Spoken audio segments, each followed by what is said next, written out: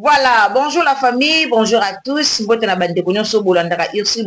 TV. Bonjour, bonsoir, cela dépend de l'ère à laquelle vous nous suivez. La famille, le loto libino suite, il y a procès, il y a Constant Mutamba. Car on boyebi le 27, le ezalaki bongo. Espai mukolo wapi o Mutamba akendaki pona ko samba lisusu dossier na ye il fallait bakata yango lelo dossier Frivao il fallait ba mettre yango fin na journée ya lelo. Alors nakoya na mwa ba détail pona ko expliquer batu eloko nini oyo eleki kuna na nini kuna na parquet esika pe o bakendaki na cour de cassation pona koya koloba na bandeko eloko nini oyo eleki kuna bandeko ebele o bozaki na live te tosalaki live concernant makambo o eleki na cour de cassation na journée ya lelo le 27 na procès oyo euti koleka toyebi biso nyonso ke lelo ezalaki prévu bakata dossier ya Mutamba esila lelo. Alors chose grave o eleki lelo ekamusi batu ebele ekamusi population ekamusi peuple congolais nyonso nazotikela bino ba video solution esi emonani ozali na besoin ya koperdre libumu ozali na posa ya kokondisa nzoto mobimba kohésite te kokontakte INK Care solution mpona basante na biso ndeko oyo ozali na banduta yo oyo nzoto ebeba yo okokaka lisusu kolata senglete maboko ekweya okoma na babuton to mpe batache noire to mpe lisusu banoire na katikati ya mipende antuka ndeko mama ndeko papa solution esi emonani na INK Care solution mpona libela ozali na besoin ya kosimba mwana umeli na libala ozali kobota te contacte INK okozwa baproduit naturel mpona mabota ozali papa ozali na besoin ya kotelemisa milimo oyo elala koluka kobongisa nzoto oyo ezali bongo ya mibali mpona bapapa kohésite te contacte INK Care okozala desite livraison na biso ezali partout natalo mokie osungi libota landa message ya Constant Mutamba o apesi après procès na ye bolanda message oyo Constant Mutamba apesi message wana esali pasi epesi pasi na bana monde entier epesi pasi na bandeko ebele dossier wana elelisi tope epesi pasi na peuple congolais nyonso. Alors nazotikela bino tolanda dossier wana tolanda yango na munoko ya ye moko Constant Mutamba toyoka yango epai na ye moko eza pasi mingi pona mboka na biso ya Congo tozolela epai ya mokonzi ya mboka tozolela epai ya chef de l'état pona dossier ya Mutamba mais jusqu'à présent tozali nanu kozwa solution moko te toyebi te tolela na langue nini epai ya chef de l'état président de la république oyo ezali bongo papa na biso Faci Beton pour que ayoka biso toyaki kolela awa président tunaki biso naza sire ezalaki mokolo oyo Léopard eganyaka oyo bakendaka coupe du monde bayaki na Kisasa epai wapi oyo mboka ya bango bazalaki vraiment bayambamaki bien bato bayambaki bango kitoko et puis na suka population asengaki président de la république a libéré Mutamba biso tout tozalaki na matoi ya koyoka lolenge président alobaki ke eyokani. Alors depuis président aloba eyokani na dossier ya Mutamba jusqu'à présent solution ezwamaka kaka te tango président alobi eyokani tolali tolamuki baye kolukela ye lisusu dossier Frivao baye kobimisa lisusu dossier Frivao. Alors mbala liboso babengaka Mutamba kende kosamba mais Mutamba akendaka te po nzoto na ye ezalaka bien te ya mibale akendaka te ya misato tango aye kokende bayaki kopusa procès bapusi yango balobi ke non le 27 bakokata likambo ekosila na journée ya le 27 mais tolali tolamuki malheureusement dossier wana ezokosila kaka te oyo elekaki lelo ezalaki ke babandaki procès bien babandi koloba bien mais bango balingi kaka bango kaka nde balobaka Mutamba a répondre te soki atomboli liboko bapesa ye audience bazali koboya ya nsima nango eyaki kopesa Mutamba kanda Constant Mutamba ayaki kozwa kanda abimaki elongo na bavoka na ye atikali kotika bango abimi aye libanda aye kopesa message oyo nazotikela bino tolanda ntango aye libanda apesi message pour na peuple congolais nyonso alobi oyo esengelaki aloba epi mwana mboka Constant Mutamba lobi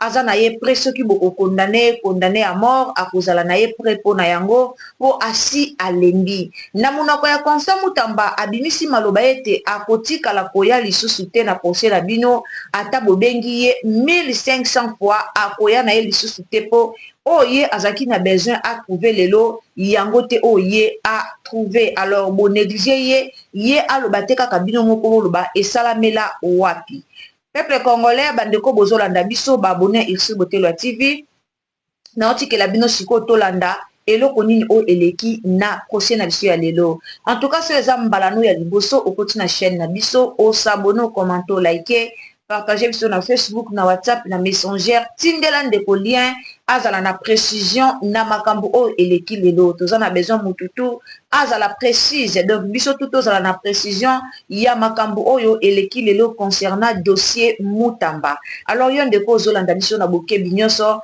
partager lien na biso tindela bandeko bayeba tokomi na étape nini est-ce que mwana mboka Constant Mutamba nde alobi akoyaka lisusu procès oyo te est-ce que akotikala koya pete to eza kaka maloba kanda kaka nde elobisi ye aza pe mutu il faut pe to comprendre ye mutu angani azotia bakore ame esprit mpona koya na état de santé na ye ndenge ezali mais azoya quand même ko répondre na appel na bino mais malheureusement ceux qui Constant Mutamba ye bozali ko ignorer to pe ko négliger présence na ye alors la famille abonnez-vous commentez likez partagez quand vous abonnez activez vraiment la cloche de notification pour que prochainement ceux qui te ba analyse na biso olanda biso esika nyonso okozala alors sans plus tarder tolanda Constant Mutamba mwana ya mboka voilà tolanda. La justice garde Constant Mutamba. Et cela n'a pas plu à mes adversaires politiques. J'ai des audios. Juste après cette réclamation populaire, ces réseaux s'étaient encore constitués, réunis. Ils ont dit comment on va clouer cet innocent, ces braves, ces révolutionnaires panafricains. Ils se sont décidés de ressurgir un dossier qui avait déjà été clôturé. Le dossier Frivao, un faux dossier. Ils ont pris l'ancien cordon Chansard comme un colis, comme une marchandise. L'affaire était déjà clôturée. Ils l'ont rappelé devant la cour d'appel, Gombe. Et ils se sont organisés pour que Mutamba sorte de son hôpital, pour venir comparaître comme témoin.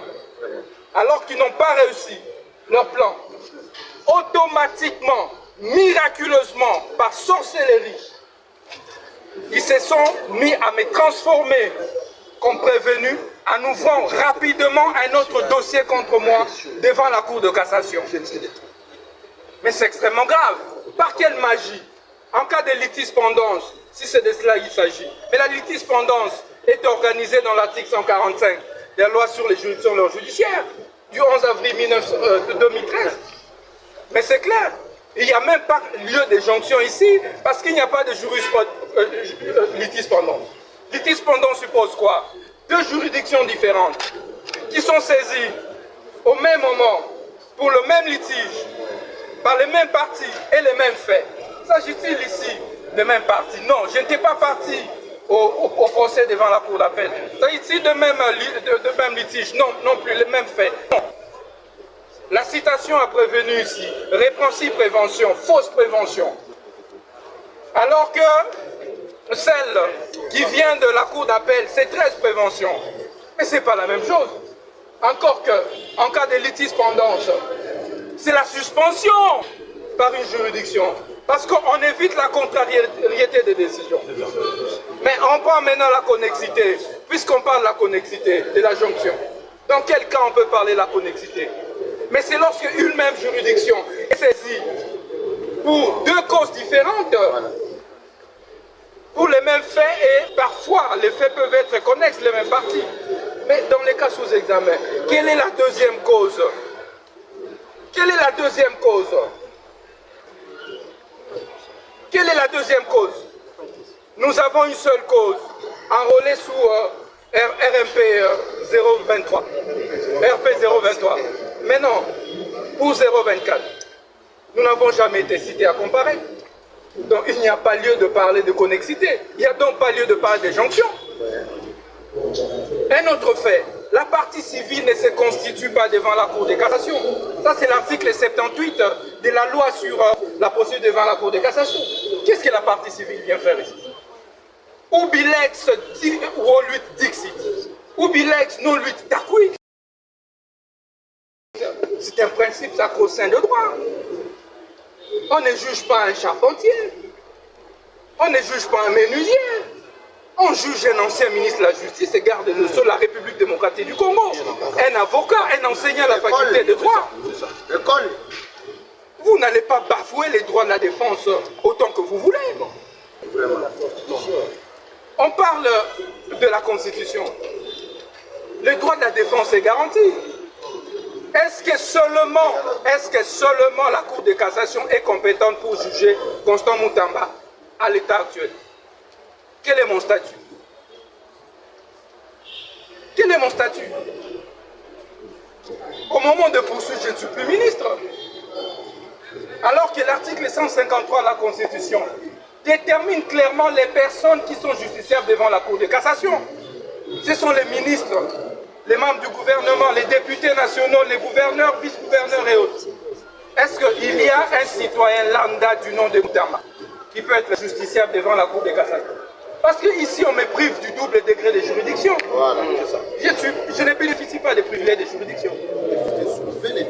Et cela viole la Constitution. Non seulement l'article 153, mais aussi l'article 19. Nul ne peut être soustrait à son juge naturel. C'est constitutionnel. Et on arrive ici. Et on regarde le dossier. La citation à prévenu est une fausse citation. Chers compatriotes, qui reprend des fausses mentions m'attribuées. Les greffiers de la Cour de cassation, messieurs Kinakina, et qu'ils sachent que nous allons le pourchasser jusque dans sa tombe. Ce pays n'appartient pas à un groupe d'individus. Ce pays, la justice ne devrait pas être confisquée par un groupe de mafieux. C'est quoi cette affaire? C'est quoi cette affaire? Les greffiers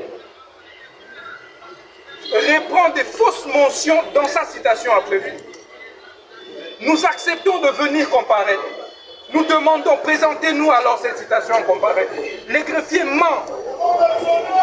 Et nous allons contester cette citation à prévenu devant les tribunaux de grande instance. Mais, mes chers compatriotes, les tribunaux de grande instance refusent de réceptionner la plainte. Ça veut dire la citation directe d'un citoyen, d'un justiciable. Vous avez déjà vu ça. Et la Cour nous refuse le droit de soulever des exceptions et des moyens à notre disposition, les préalables. Et donc, pour ça, nous refusons de cautionner l'arbitraire. Qui me condamne à mort, je boirai la ciguë comme Socrate et je mourrai pour la justice et la vérité. Héros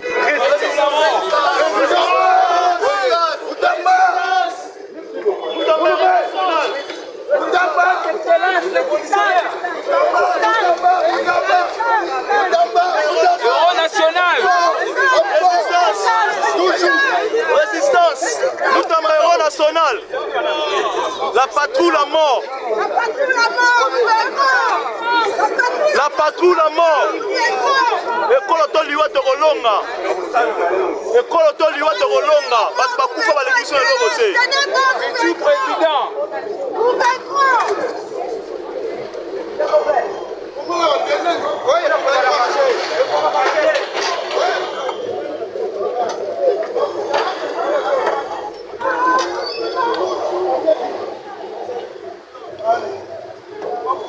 Nous avançons, Miguel.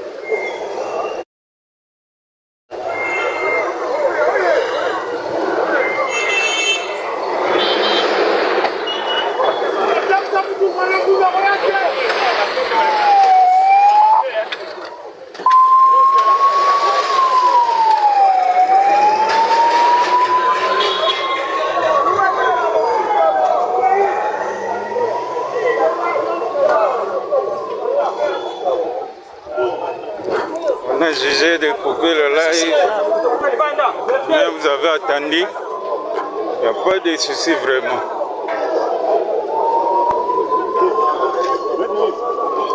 Mais si c'est une audience ordinaire, après l'audience, les avocats.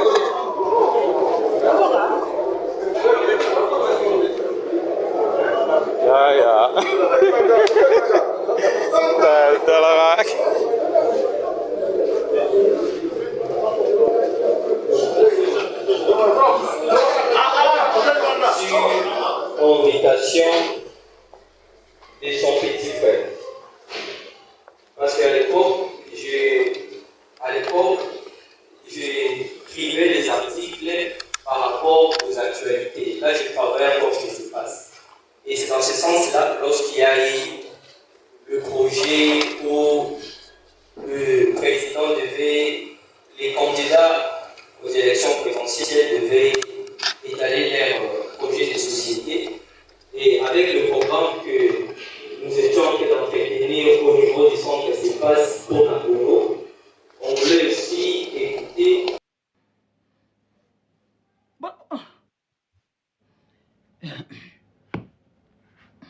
Vonde, mutamba lala na mama no. Vonde, mutamba lala na mama na yo. Combien de détournements ça na mboka? Ya Nicolas Kazadi bo. Oh.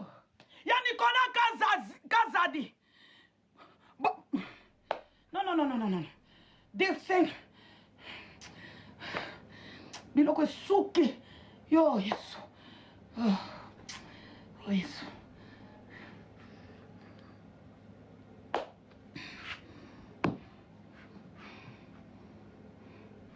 Ya Nicolas Kazadi. Bon, si les dossiers Nicolas Kazadi na bureau. Boye biso Nicolas Kazadi, c'est père des enfants. Moutamba za père ya bangulu. Et donc zo boma Moutamba. Aza populaire. C'est quoi ça? Aza na prison. Pourquoi ils ont dérangé bino même en prison? Ils ont dérangé bino même en prison. Un condamné. Ils ont dérangé bino batuboza li banda. C'est quoi ça?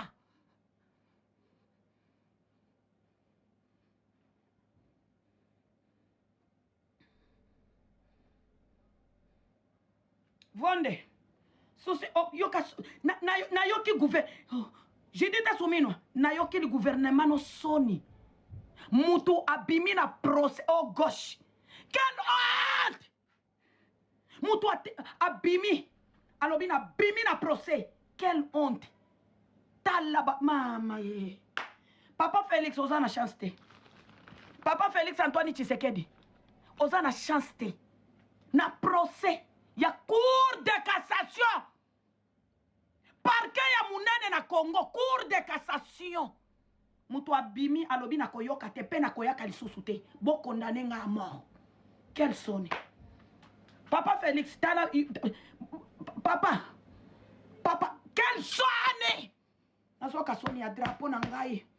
Quel sonne. Vonde. Motema no ekiti. Motema no ekiti. Parce que lelo bagane ba kolobela. Ba Brazzaville ba kolobela. Ba Égypte. Et que monde entier. Parce que média lelo ekangi monde. Et que monde ate quel soni. Bozo pesa République démocratique du Congo. Vonde. Obenga ki Costa Moutamba parce que akende kozala stati. Moteme komina sukana pema.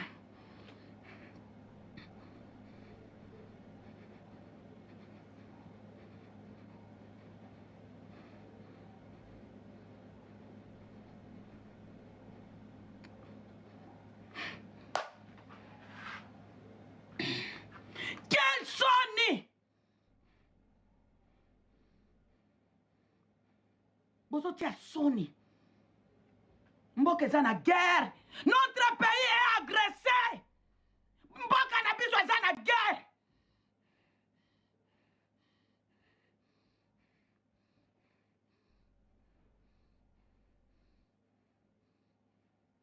Ba opposa ba benda Félix Kotoyo. Ba M23 ba benda bozolinga ba boma Félix. Vende. Ozolinga boma Félix. Ba M23 ba benda Félix. Ba opposa ba benda Félix. Tu veux quoi? C'est quoi ça?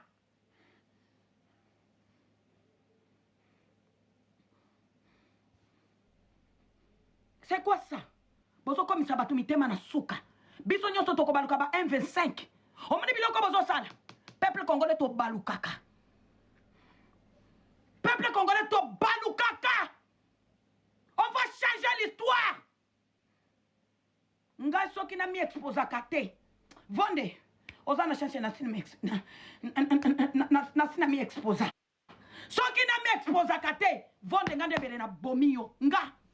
Soki na mi exposa kate. Mbele na kitelio na Kongo na beti yo masasi nga. Mbele na koti na revolver na beti yo masasi kakawana. Baba révolutionnaire boza wapi. Mutu loko na vonde. Parce que azozongi sa pays na biso na sima. Mboke za na guerre. Le pays est agressé na Rwanda. Ba Rwanda ba komo na biso ndenge nini? Quelle justice est de notre pays? Oh. Mamwani oh. Oh.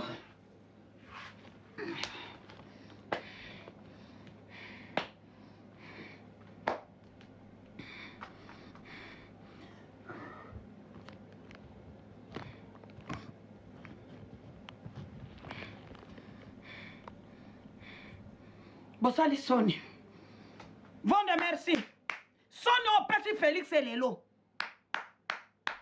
Sony au Pessi Félix. Vonde au Pessi République Sony. Bobenga ke pourquoi na cour de cassation. Ce qui boyeba ke akolobate. Ya ki on a kolza la stati. Bobenga ke parce qu'à me défendre non? Parce qu'à me défendre.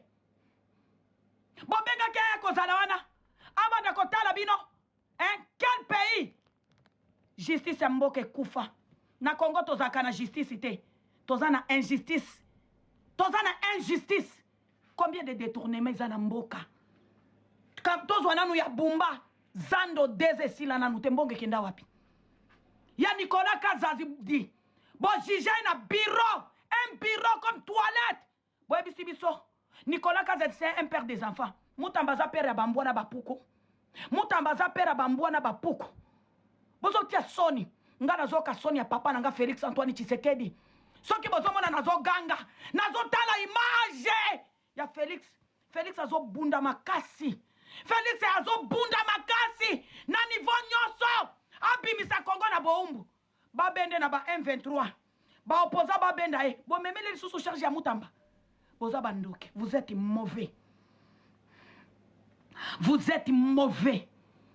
Image ya mboke eke mabe makamba Mutambo ekenda kanango mabe mais ya turo oyo un condamné à mort azo solo na presse condamné mutazana condamné boyaki koyebisa biso za na résidence surveillée. Vous êtes où? Vous êtes où bino boyaki koyebisa biso Mutambo za na résidence surveillée. Vous êtes où? Ye oyo tala matama ya bwaki après bozolo ba Mutamba bimi na santé. Quelle santé est malade? Quelle santé?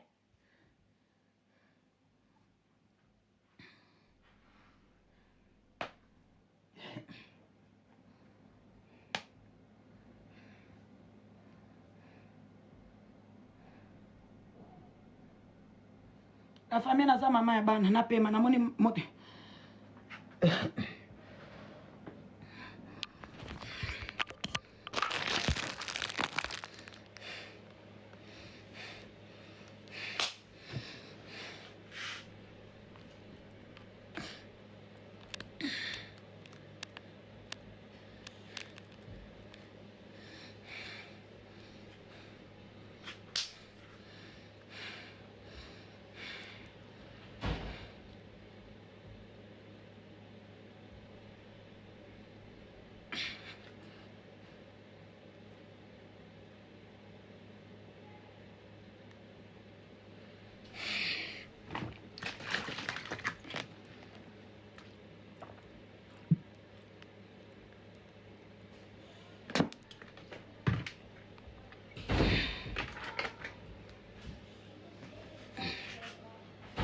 Merci. Merci la famille. Merci la famille na pema. Yo mutozo ya koluka babone awa. Apa na biso toluka babone te kende koluka babone na ba compte na bino kuna. Kende koluka babone kuna. Kende kuna. Soki to tiki Mutamba akokufa peuple congolais lève-vous. Totele ma comme l'hymne national de la République démocratique du Congo. Ce qui n'a pas complot oyo. Peuple congolais partout dans le monde entier. Totalement. Résistance. Makambo est comme sérieux. Makambo est comme sérieux. Modératrice Ozawa.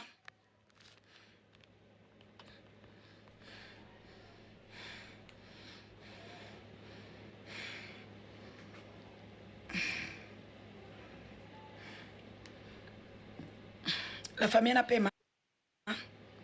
La monnaie n'a pas traumatisé. N'a pas mal.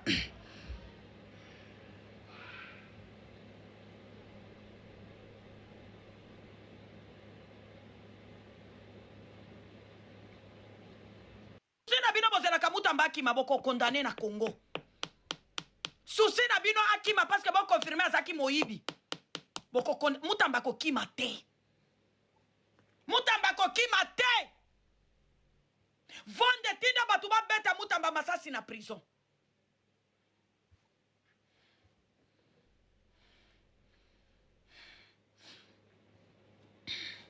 Tinda batu ba beta mutamba masasi na prison. Ndebi loko zwa mutamba tia na stade de martyr ba bete masasi. Mutamba zo kufa parce que condamné Kabila. Mutu asala condamné Kabila nani? Si Félix Antoine Tshisekedi. So ki président ningaka condamné Kabila tembe la condamné te. Nzoka boye la biso loenge na bino wanate.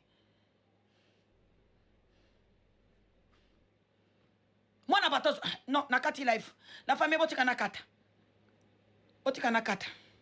Un ministre d'État, ministre de Justice, bozo condamné le col en bois. Ministre de Justice, a commis le col à moutou normal. A commis le col à moutou normal. Un ministre de Justice, bozo condamné le col. Bossi boti moutamba genou jusqu'à la fin.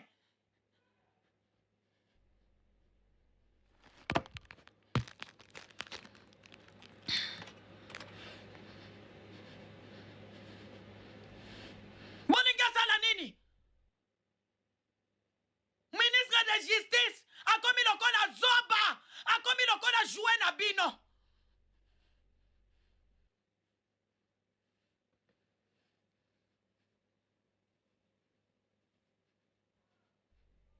A commis le col à bois.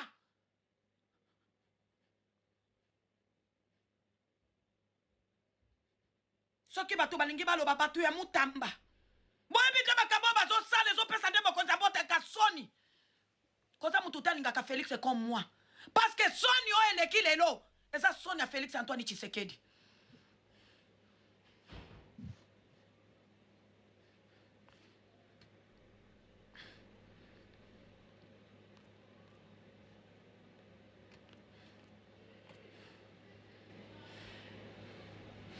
Tolo bate. Soki bolingi boloba. Bato ya mutamba. Maman, je suis mutambiste. Lelo, je suis mutambiste. Parce que na injustice c'est oyo. Na injustice c'est mboke za agressé. Tolo bate. Soki tolingi tolo bale mutambiste bato ya mutamba bo mi calme tala. Na mona muto atianga na minate na kofinga na mama na yo. Parce que bino soki muto abandi kolobela mutamba. Bokomi ko généraliser batu nyoso lokola badeni di chochoa. Bokomi ko mona batu nyoso balobela ka mutamba. Nous sommes des rebelles. Mutamba za rebelle parce que ministre, président de la République a nommé comme ministre de justice.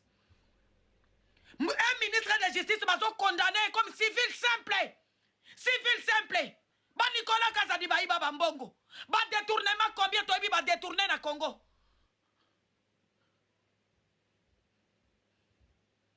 Akati lève la famille ba. Akati lève la famille ba.